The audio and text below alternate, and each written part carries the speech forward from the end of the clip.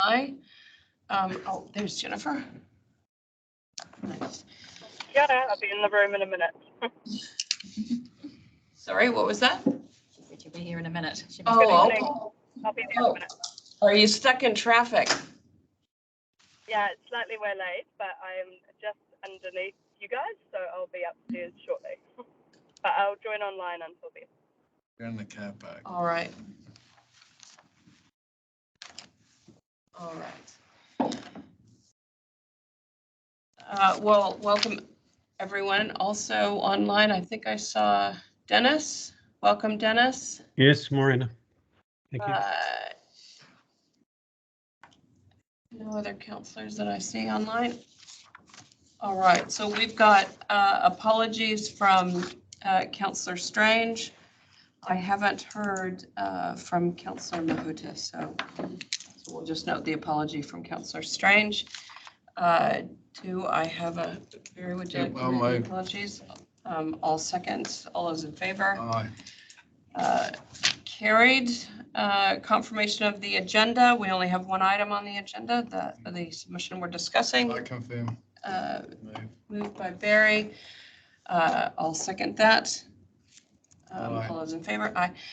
Disclosures of interest. Anybody disclosing any particular interests with regard to the agenda item or any new interests that they would like to have noted? No?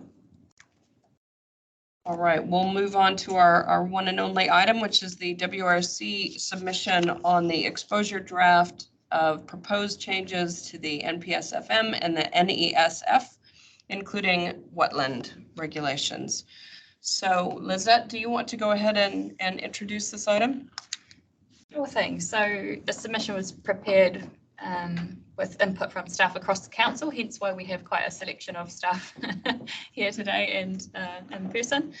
And I understand that Miffy Foley, on behalf of Sultana Shah, will give us a very quick introduction to the submission opportunity. All right. Okay. Atamario Tato. So first a disclaimer.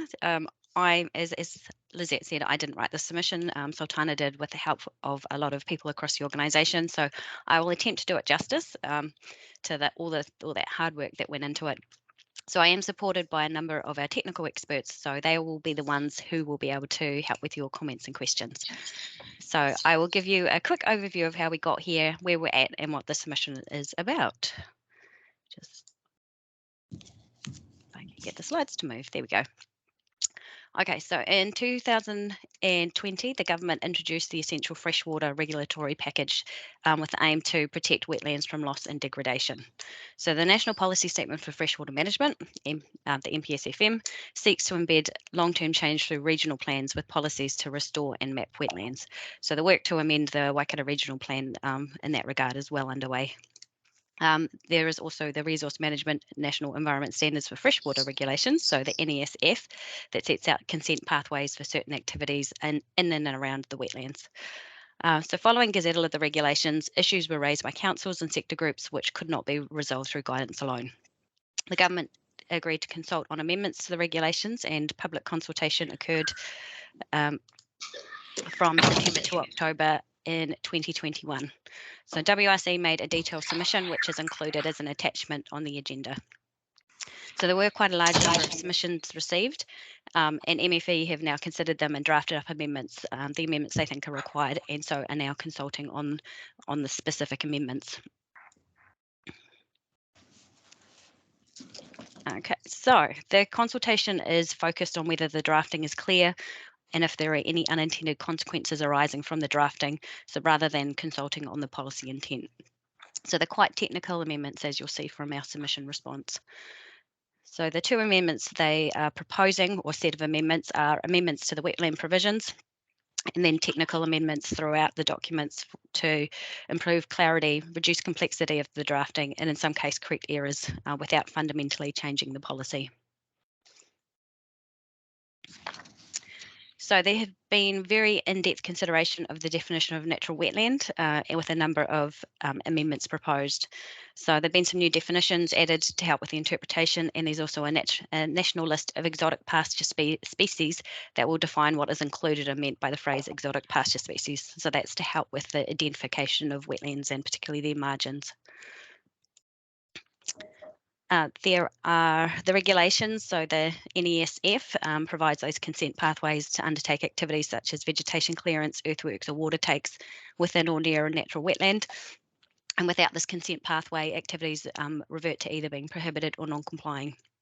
So the regulations already provide consent pathways for some activities, but it's proposed to provide consent pathways for quarrying, clean managed and landfills, mining and plan-enabled urban development. It's also proposed to provide for the construction and maintenance of water storage within the current definition of specified infrastructure, so giving that a pathway to be consented. There are various other technical amendments proposed to address issues that have arisen.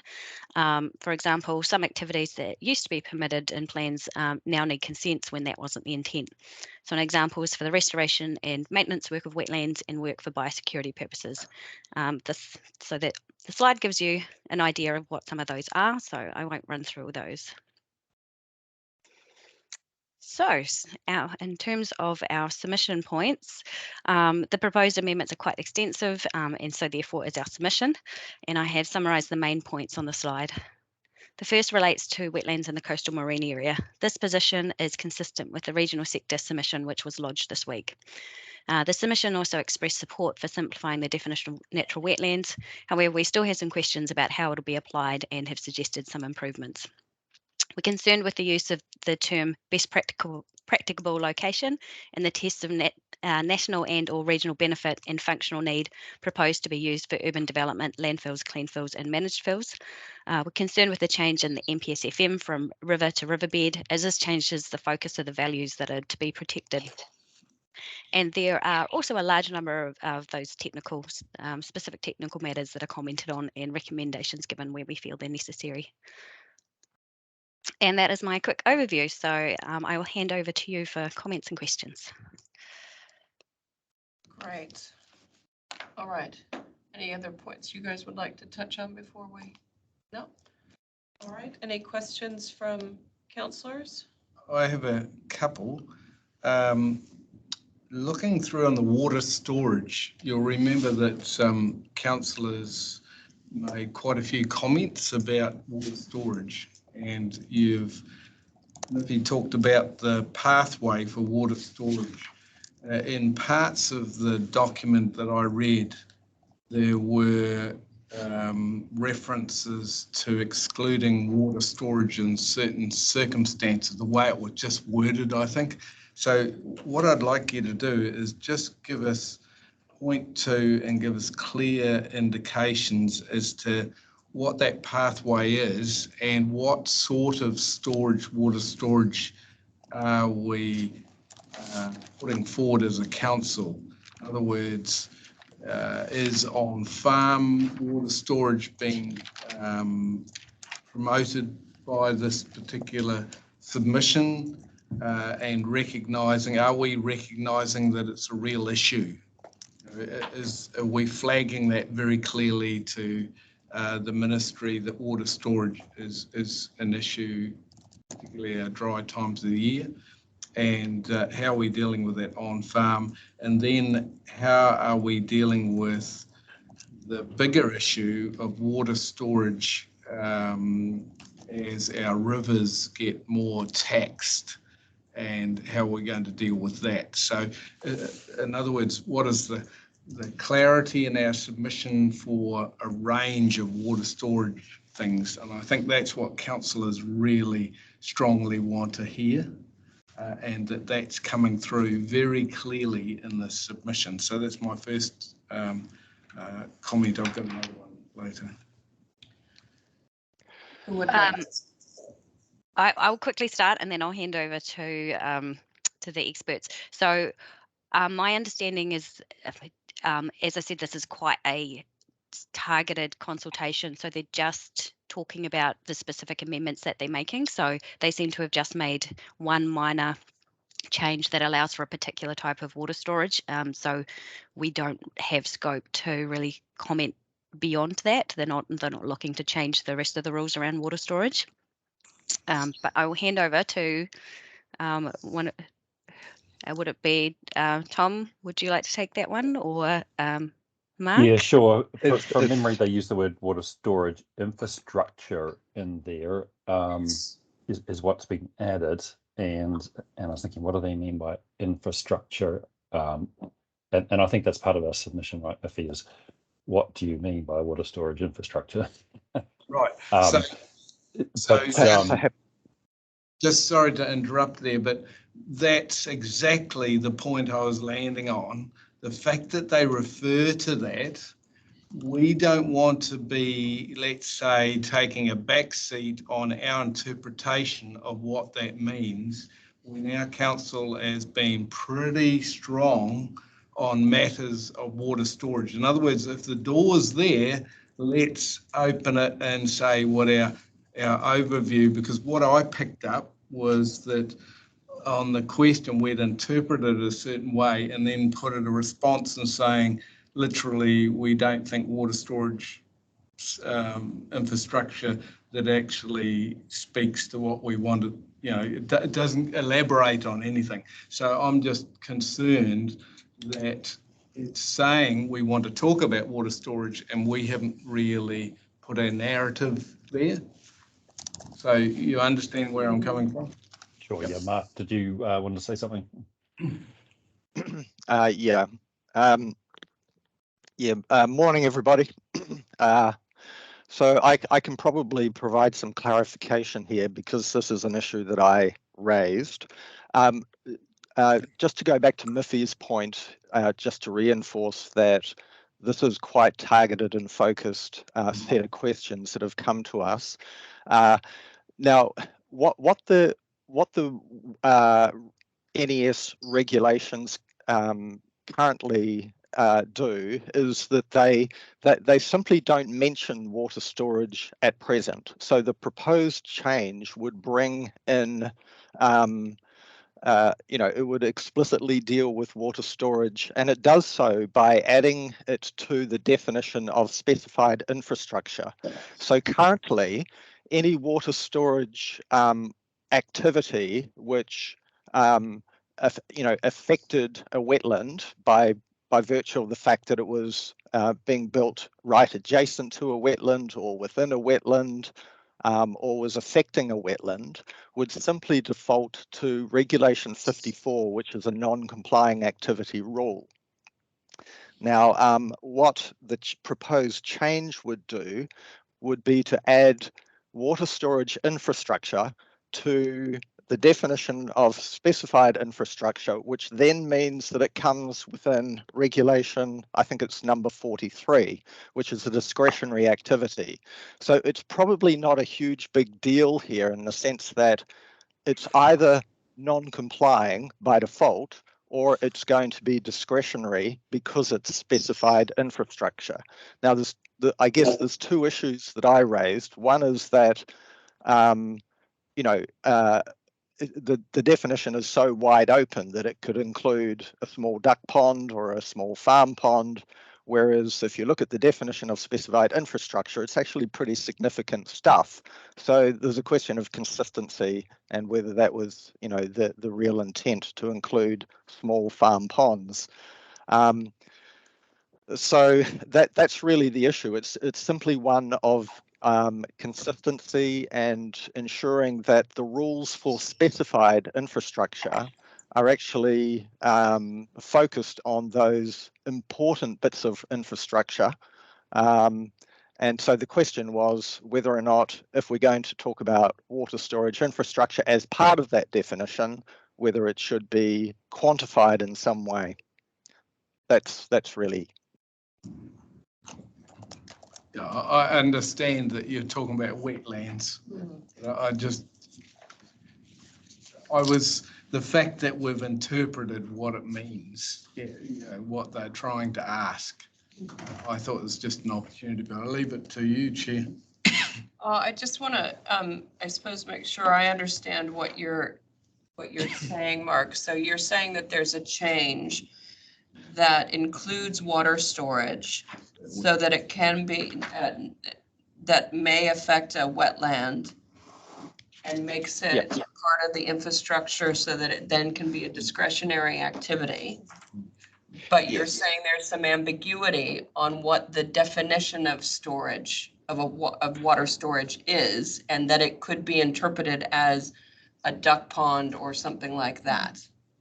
So That's correct. Yep. Are you encouraging us, if we are going to add further commentary, are you encouraging us to be more specific about ensuring that we don't pick up bodies of water that we don't want to pick up?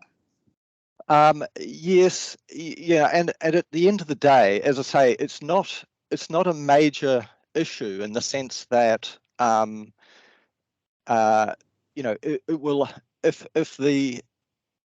the activity of creating a water storage pond causes adverse effects on a wetland, then it's picked up by the regulations. The only question is whether it's a non-complying activity under Reg 54 or a discretionary activity under Reg 43, I think it might be, as specified infrastructure. So it's really just, I think it's a relatively minor issue in the scheme of things.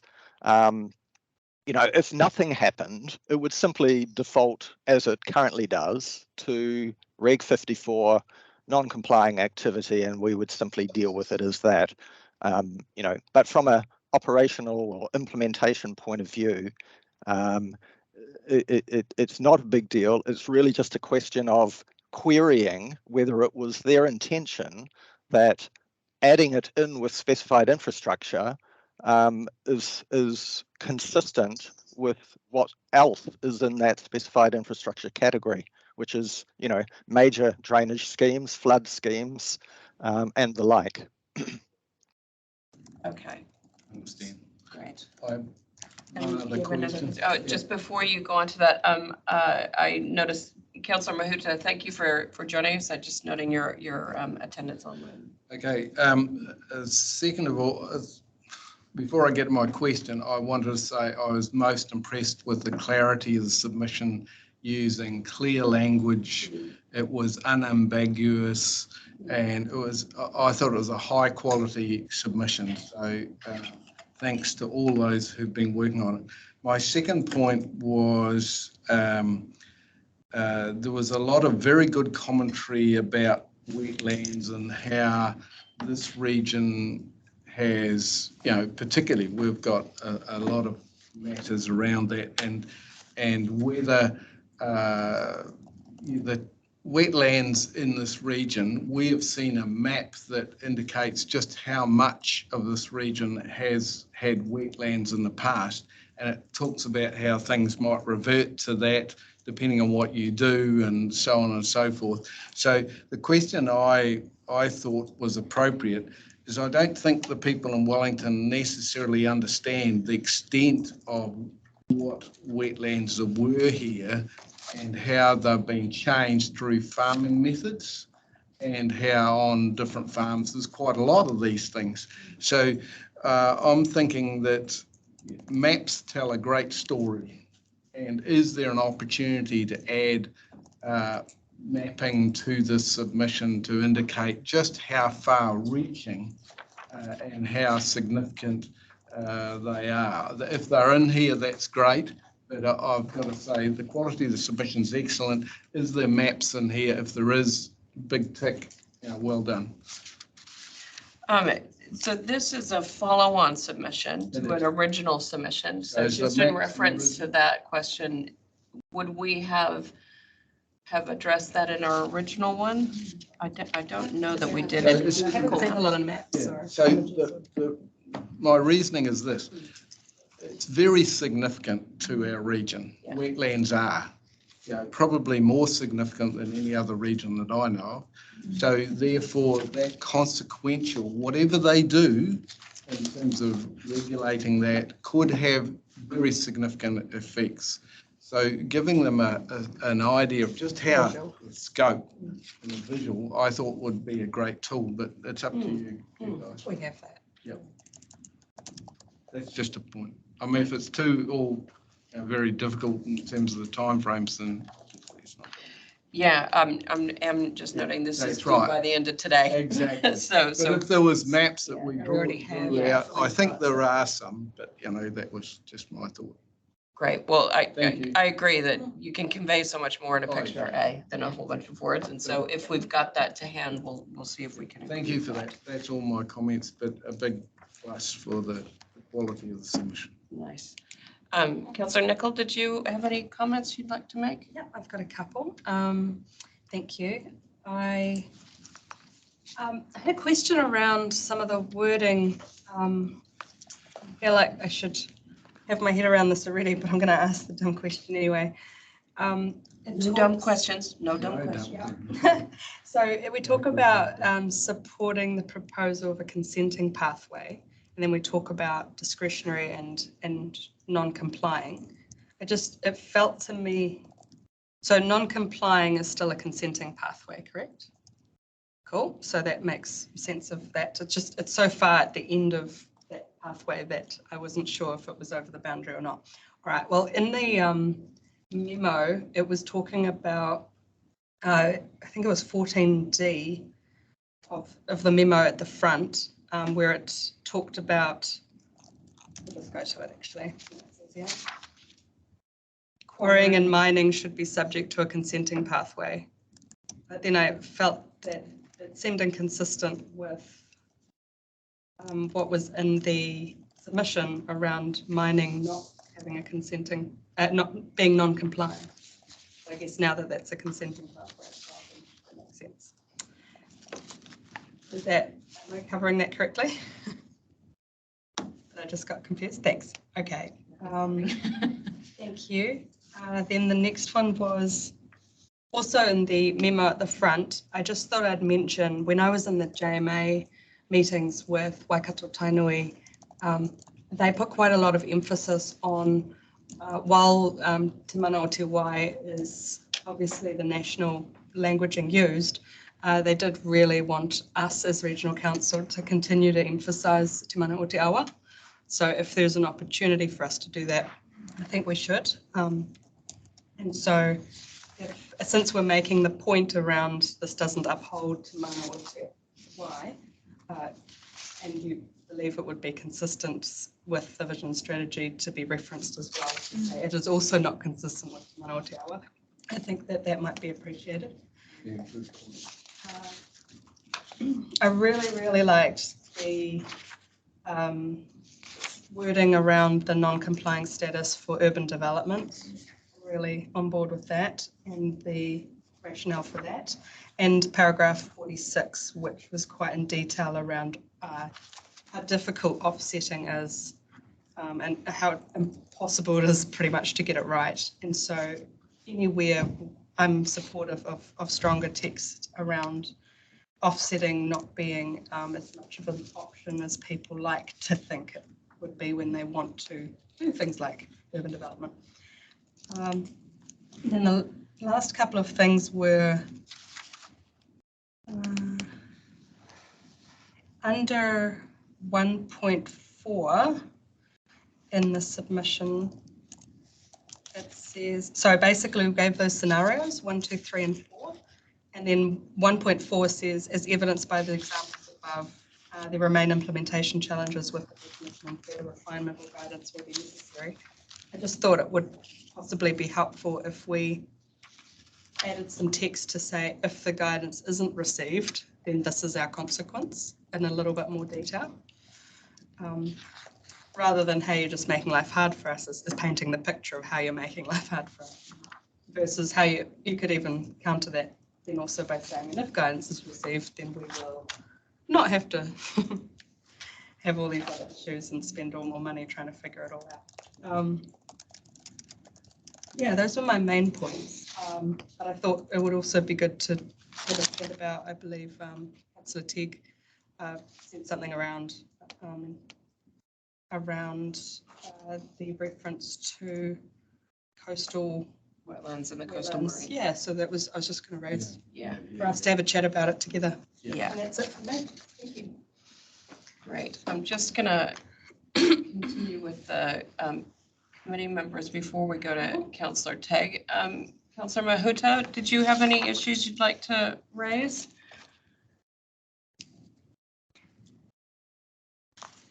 No, thank you. I just support what Jen was saying. I was actually just thinking the same thing. Sorry. Got nothing to add, Pamela. Just give the time to Dennis. Thank you. No worries. Thanks for that. Councillor Tagg, did you want to, I know you took the time to send through an email, and thank you very much for that. Did you want to take an opportunity to talk to the committee about the issues? Yeah, thanks for the indulgence, Chair, as a non-voting member. I appreciate that. Look, generally, I'm happy with the submission as it relates to land-based activities. I think generally I have a concern, to Barry's point, that we're now down to about 10% of our wetlands that we had before. And so I suppose I've got a concern the government is actually sort of considering paring that back. But generally, I think our submission on those land-based activities pushes back a bit on the government's position and pushes for stronger regulations. So overall, I'm pretty happy with that. My main concern, as I outlined in the paper, and I don't want to sort of relitigate it, but it's basically in two parts. And the first part is that I don't believe it's appropriate that this submission tackle the issue of coastal wetlands. It's not an issue that was invited comment on, and the government is still to decide on its position on that, and that's confirmed to me in an email from Tracy earlier this week. Maybe we'll get some more from the government on that issue in July, late July. So it seems to me that's the appropriate time at which we develop a council position. And if we allow this coastal wetlands element of the submission to go forward now, we're effectively committing the council to that as a whole council. And to me, that's being done in an information vacuum, and it's been done with all respect to this committee, with maybe 4 voting members present, and that is a major policy issue. So I just don't think it's appropriate we deal with it here, because we'll have an opportunity later. So so that's the position on that. If the committee was indeed inclined to leave that part of the submission in, then with your indulgence, I'd have some more comment, but I don't want to go into the merits of it yet if that's not required. Thanks. That or Miffy or Chris, does anybody want to speak to that? Perhaps we could go to Chris. If you'll just Oh, give me a second to pull my. I just want to make sure, since we don't have mics in the room, I just want to make sure everybody online can hear what Chris is saying. Yeah, all good?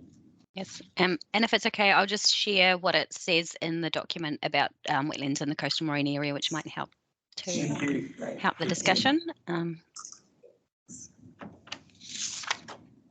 don't think it's wise to say nothing. Yes, tēnā koutou kia ora. My name is Christopher State. I'm the team leader for the Coast and Land team, and I have, as part of my role in the Coastal Special Interest Group, I've been in discussions with the other 15 regional councils and unitary authorities around New Zealand around the application of the NES-F to the coastal marine area. As you well know, it was not the intent in the drafting of the NES-F, as it has no policy justification or background. It was Minister of Conservation versus Northland Regional Council, November 2021, where the High Court had decided that there was nothing in the wording of the NES-F that said it did not apply to the coastal marine area.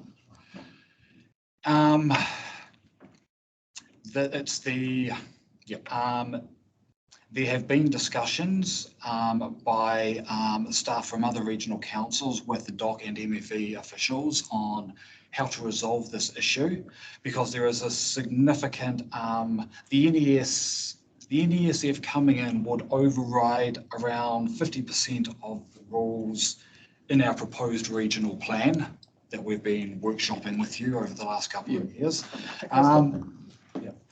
And what we've heard through those staff contacts is that the response that will be provided in July will be a definition of what a coastal wetland is. And my understanding is it will be the entire coastal marine area down to 5 meters depth.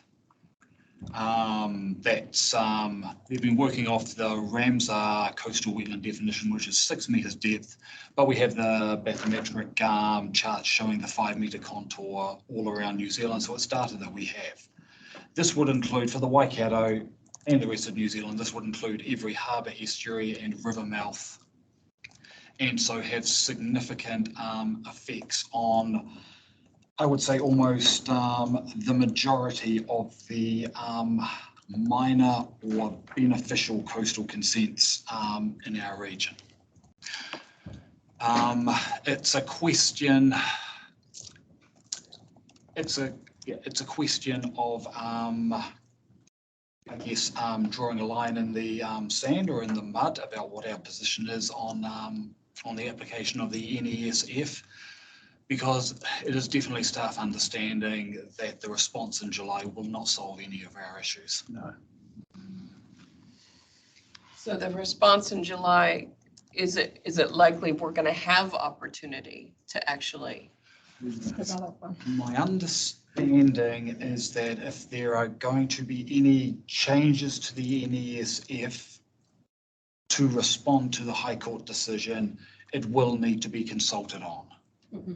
I don't think there's been any precedent of a second exposure draft on a national instrument, but we live in uncertain times. Yes. And through you, Chair, there is a very siloed approach by the various ministries who are involved in this. And so when we send a message of any submission, we should be very clear as to what else is going on and our general views.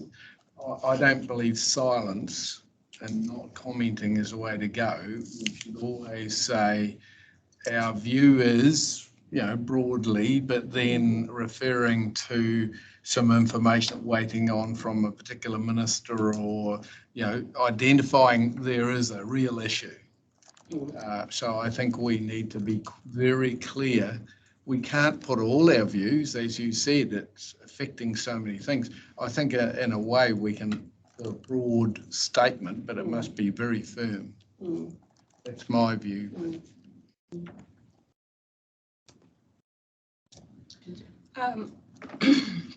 Yeah, I'm getting the flavour that the legislation hasn't been drafted with that area in mind, and so could lead to a lot of adverse consequences in the sense that bad policy tends to create bureaucracy and cost a lot of money. At the same time, though, there is a part of me that knows that the coast needs better looking after. So I'm not saying that is. I suppose I'm asking in a way, should the coastal wetland definition be as we expect it to be, based on what Chris has said, and it were excluded, as the staff letter has already advocated for? At what point would the coastal wetland definition that we're expecting to have come out be subject to more rules, or is it simply just with all the existing policy, like the coastal policy statement, etc.? I think it's... Or is there more to come, do you think, to help protect that beautiful estuarine environment, etc.? Yeah. That's a question with an awful lot involved in it. I guess, I'm trying to go really slow. Yes. It's the view of council that under the Resource Management Act, the New Zealand Coastal Policy Statement and regional coastal plans, those are the tools that were designed specifically to provide for appropriate use and protection of the coastal marine area. And that's what we've been working with, along with a lot of other national direction over the last couple of years on the development of the new Waikato Regional Coastal Plan. And as part of that, we've had several years of discussion with communities and key stakeholders on the activities that are considered appropriate or to be provided for within the limits that we've identified through our biodiversity, natural character, seascape, etc., surf break studies. And we are hopeful by the time that we've finished our consultation and iwi engagement, that we'll have some reasonably well crafted rules that deal with the Waikato matters. And will result in an increase in biodiversity and it will provide a framework where we can control the adverse effects of activities in a much better way, and we can provide for appropriate restoration. much better than a 20-year-old, 30-year-old plan. Definitely. You did talk about the unintended consequences, and one that we have picked up with the way the NES would apply to the new plan is around, we've discussed this in workshops, it's to do with the New Zealand Coastal Policy Direction on responses to coastal hazards, where soft protection such as beach nourishment and dune reshaping, natural solutions should be encouraged over hard protection structures. Under the way the NES works, these type of earthworks for coastal protection, they're not one of the matters recognised in the NES-FM, so it would default to the non-complying status for earthworks. That would mean it has the same consent status as putting up a hard protection structure. And I know that for many communities and councils dealing with coastal hazard risks, if you have these two options, both with the same consent status, they'd go for the one that provides them with what they think would be the highest protection. Interesting. So if I understand correctly, you're saying that if we don't make a comment saying coastal wetlands should be excluded from this, then the conversations we've had around the development of the coastal plan, where councilors have agreed that we want soft structures instead of hard structures. If we don't comment in this document, then there is likelihood that we would end up in a situation where the soft structures require the same consenting process as a hard structure, which could lead communities to hard structures instead of the soft structures, which is what councilors wanted. Well said. Right? Have I got that right? Yes, and I think it is important that we are involved in any discussions on this matter raised by this submission. I think in the last sentence on the statement there, if we could put in what we are the Waikato context to that further work about the implications to come up with a solution that works, on a national basis, but works for the Waikato. That's really what we need for the coastal plan. So is our current submission, Chair, strong enough in terms of saying that's unacceptable, what has just been put forward to this region? For the very reason you've said, Right. Is our submission strong on that point?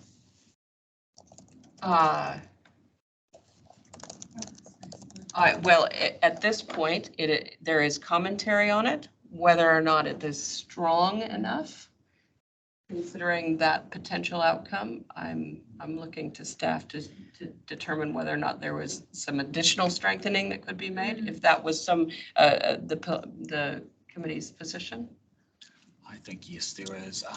Putting in a clear statement that we do not consider the NES-F should apply to the coastal marine area would a clear line in the sand. I suppose I'm just mindful that there are quite a few councillors, who aren't here, who might have quite a strong opinion on it and would like to have input in it. So with the wording, it would be nice that if there is further larger specific position on it to be built, that we're not locking in too far into any particular direction, But saying that, obviously it's a moment in time where we do need to make, I don't want to sit on the fence either. And so I'm probably contradicting myself, but it was just to get that intention out there. I think, But if I could just add, could we please emphasise that if coastal wetlands are excluded, that there is a desire for further protection and enhancement of the area, because that's quite consistent with something that a coastal plan is to achieve. And so that, as you were saying, if there's further work to come, that we are on that intention to go in that direction. Could it be a comment that we don't necessarily feel this is included in the NPS-NES, but we feel that it rightfully sits, that attention in this area rightfully sits within the coastal planning process? Or others. Because those are sort of what I'm hearing is those are the two instruments. It's either in this, in which case it becomes, it may have some detrimental impacts on all of the work we have done to get our coastal plan to the position where it's at. Or the NZCPS, like if that was to be reviewed, for example, even the RMA reforms themselves, there are opportunities to I think clearly recognising that there are pressures on coastal wetlands and estuaries.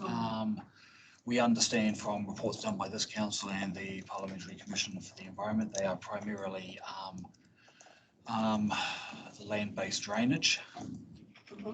But I guess the key that we're coming to on this is we consider that protection of wetlands in the coastal marine area is important. We want to achieve it. We don't think that the NES-F is the right tool for it. Okay, so since there hasn't been a definition for coastal wetland before, once there is one, you would think that there might be the rules, whether that be the coastal plan or the CPS, etc., would want to reference that and have specific. I think the issue here is if it's the entire coastal marine area out to 5 or 6 meters depth, that's saying it's all a coastal wetland. That still doesn't give much direction on where certain activities are or aren't appropriate. The biodiversity mapping that we've done for the coastal plan, where all of it has some significance, but some areas have more significance. I think if we could actually, maybe if we reference that we have carried out a work mapping ecological values in our coastal marine area, which gives far more direction than a one-size-fits-all definition. I love that. I love that. I like that too. Yeah, that would be good. Yeah. All right. Typing away over there, capturing all of that. That's all right. I think it's being recorded. Nice. All right. We do have some hands up. So, but I think we've fleshed that out fairly well. So I'm fairly comfortable with where we're landing. But I do have hands up. Councillor Litchwark, did you want to make a comment? Yes, Chair, I do. I have a opposing view to what your subcommittee just said about soft structures and hard structures as being not requiring the same consenting requirements. That is only a small portion of what is within protecting or enhancing estuaries or coastal habitats. I'm in the position of firmly supporting out to the 5 metre mark and above the current CMA as being mean high water springs to 1 metre above the 1 metre above high water to cope for sea level rise. The fact that we consider that all of these activities that we are doing as being appropriate and trying to protect inappropriate development by excluding wetlands areas so it could be softened to allow for these activities is wrong. Our coastal plan is weak. It does not support an improvement to our estuaries or our coastal margins. It simply maps what we've got now. The frustration to me is huge. The frustration to a lot of our scientists like Bruno, like Hannah Jones, like that have left as a result of this council's position in constantly protecting development and not improving our future's biodiversity is wrong. And I think what this subcommittee's doing as in its submission and saying something is correct. We need to be saying something, but not what you've drafted up. It needs to be strongly worded that we need to be doing more to protect the coastal areas.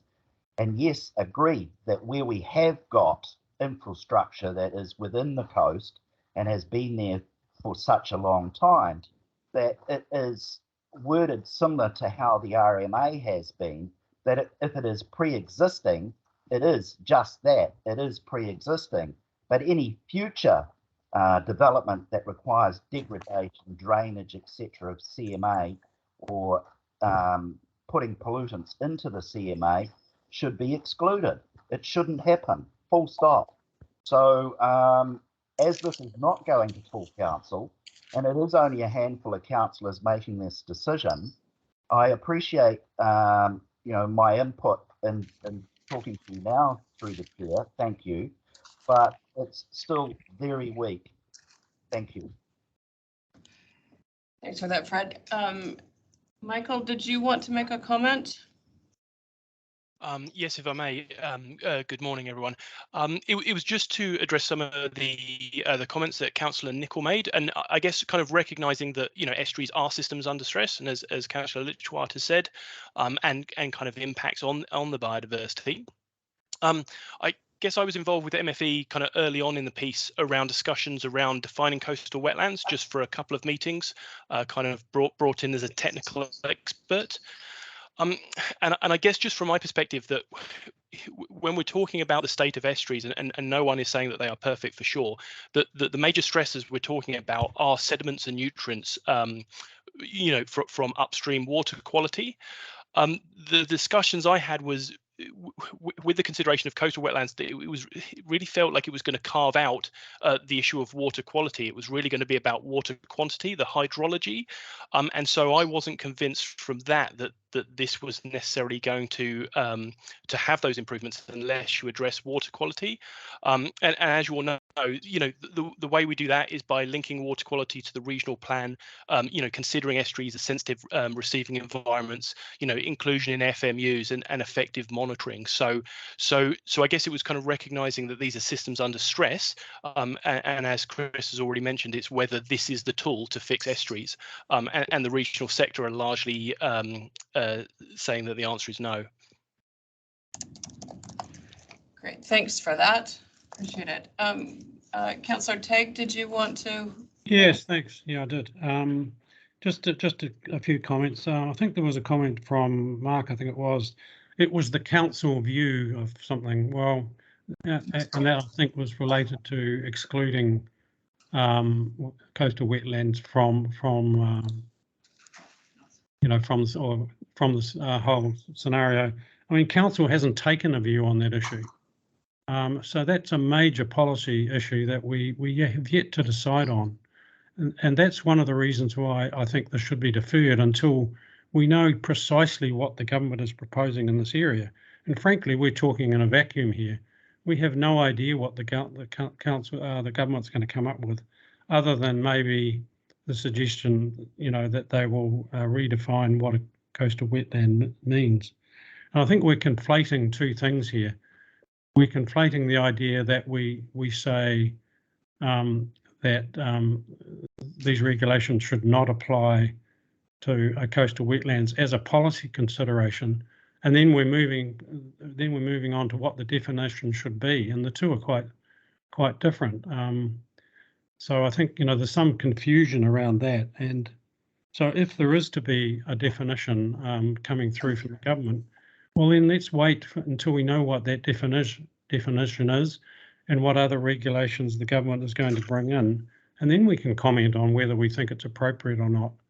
But to do it now, I think, is just poor governance. We just really don't have any idea what is being proposed here until we hear from the government. And so, in terms of that, the comments from Pamela around definition of soft and hard structure, well, that goes to the issue of definition. So, what is going to be in these regulations? We can't say for sure that's going to be the outcome because we don't know what the government's going to say.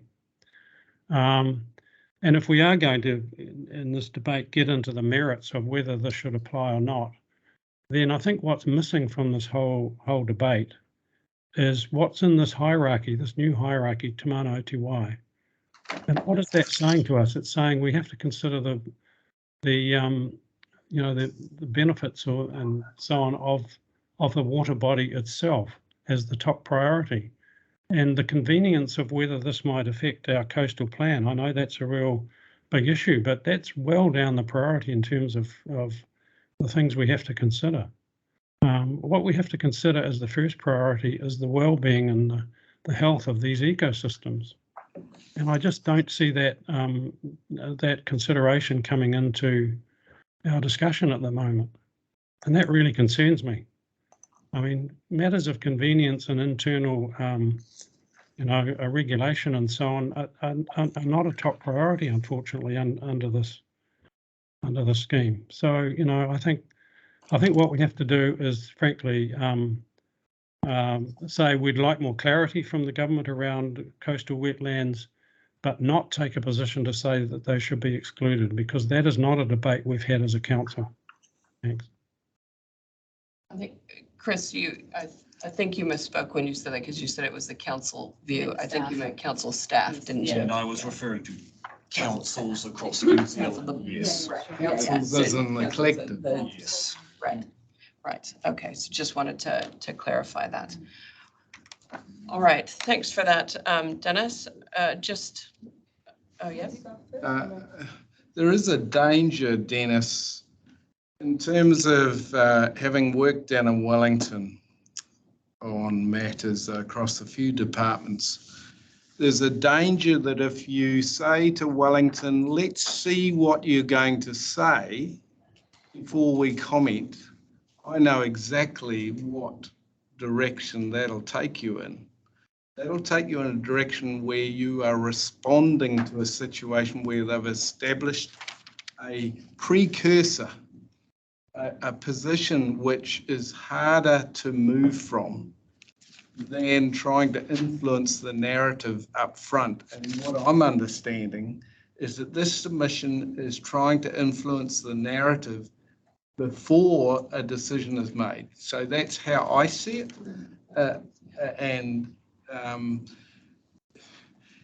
What we're trying to do here is not tell them that they should do this way or that way, but really say to them there's significant consequential action.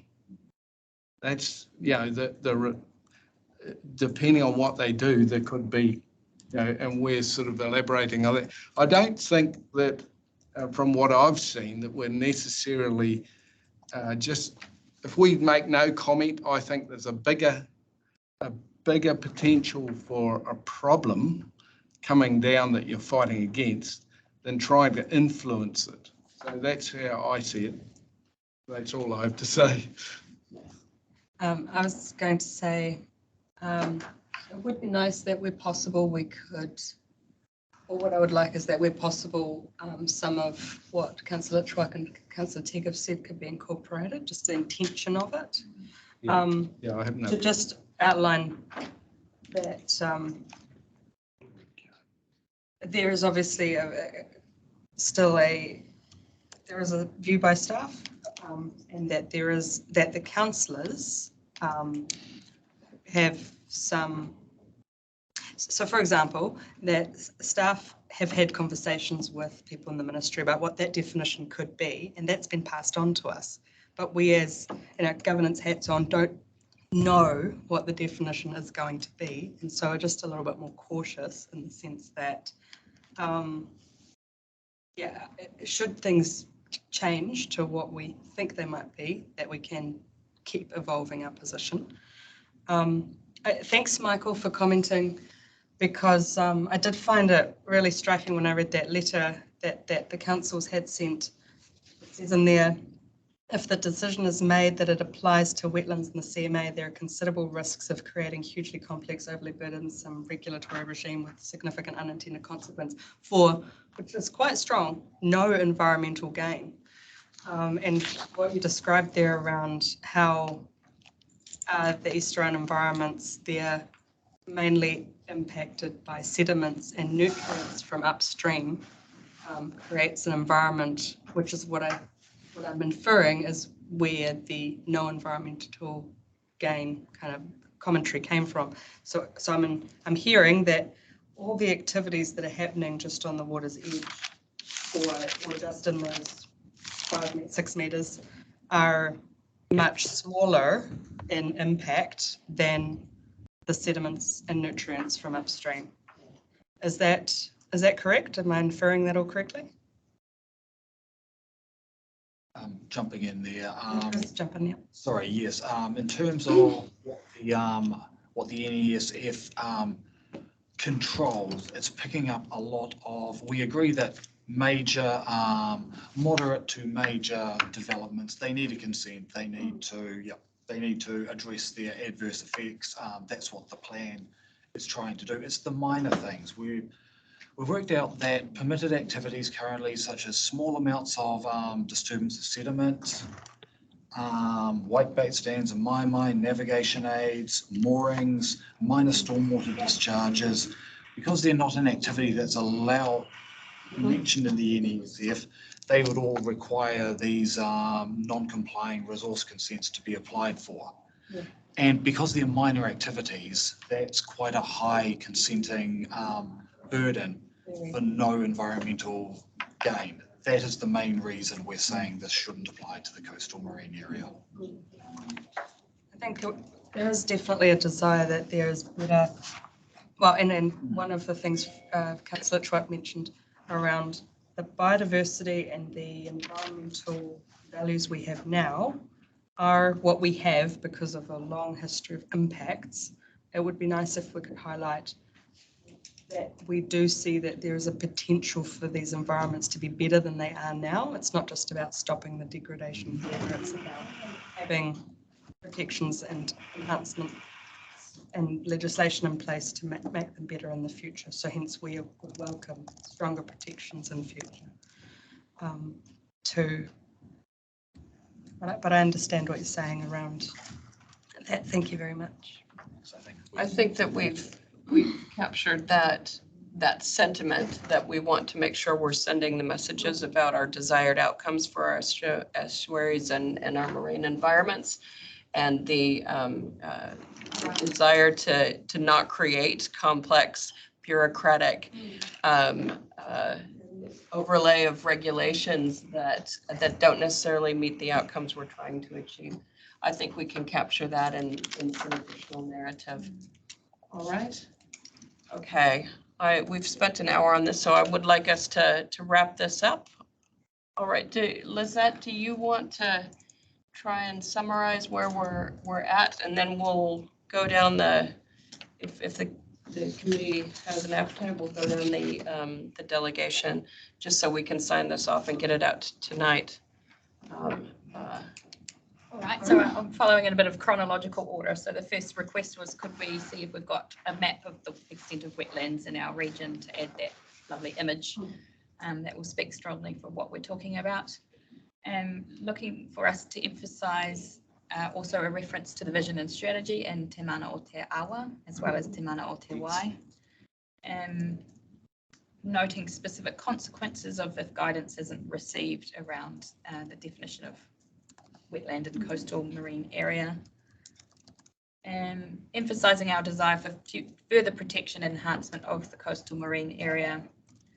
We can note through resource management reform as well, clearly recognising that there are pressures on our coastal wetlands and estuaries, and there's potential for these environments to be better than they are now.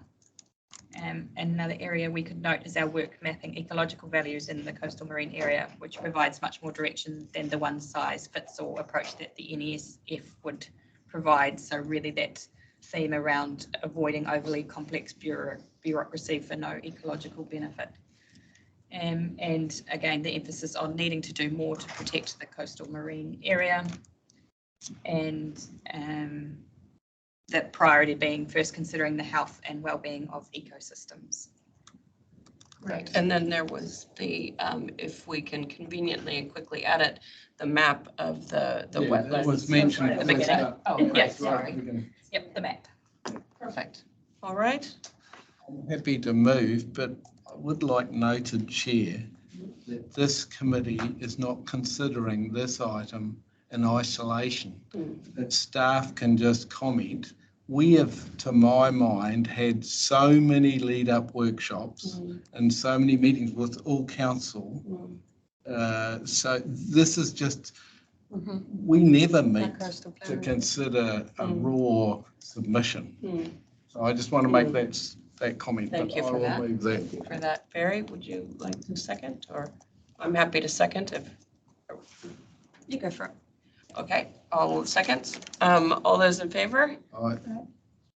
Carried. Oh, sorry, just so we're clear, because we don't have the, I'm sorry, just before we take that vote, we'll just stick that up there on the screen, just so we're clear. It's the submission delegation that we have traditionally done in this, in both strategy and policy and in this committee, essentially that where the report is received, and we'll take out the content of 2 there.